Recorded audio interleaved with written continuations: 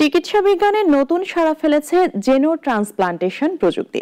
বিশ্বে প্রথমবারের মতো শূকরের ফুসফুস মানব শরীরে সফলভাবে প্রতিস্থাপন করেছেন বিজ্ঞানীরা।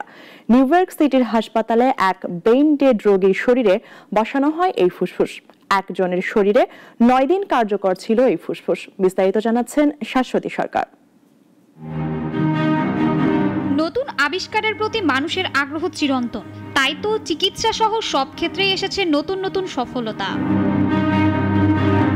চীনের গুয়াংজু মেডিকেল ইউনিভার্সিটির বিজ্ঞানীদের প্রচেষ্টায় যুক্তরাষ্ট্রের একটি হাসপাতালে জেনো ট্রান্সপ্লান্টেশনের মাধ্যমে মানব শরীরে স্থাপন করা হয় শূকরের ফুসফুস। এই প্রক্রিয়ায় বিজ্ঞানীরা 6 ধাপে জিনগতভাবে পরিবর্তিত শূকরের ফুসফুস ব্যবহার করেছেন।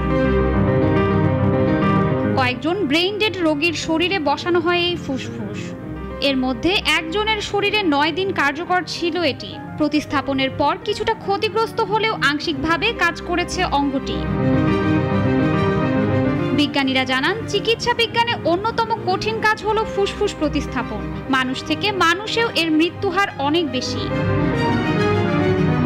নিউ ইয়র্ক বিশ্ববিদ্যালয়ের গ্রসম্যান স্কুল অ্যান্ড মেডিসিনের সহযোগী অধ্যাপক স্টেফানি চ্যাং বলেছেন, এই সফল প্রতিস্থাপন অত্যন্ত আশাব্যঞ্জক ও বড় একটি পদক্ষেপ। তবে এ নিয়ে এখনও অনেক কাজ করতে হবে। যুক্তরাষ্ট্র সহ বিভিন্ন দেশের অনেক মানুষ ফুসফুসজনিত রোগে ভুগেন।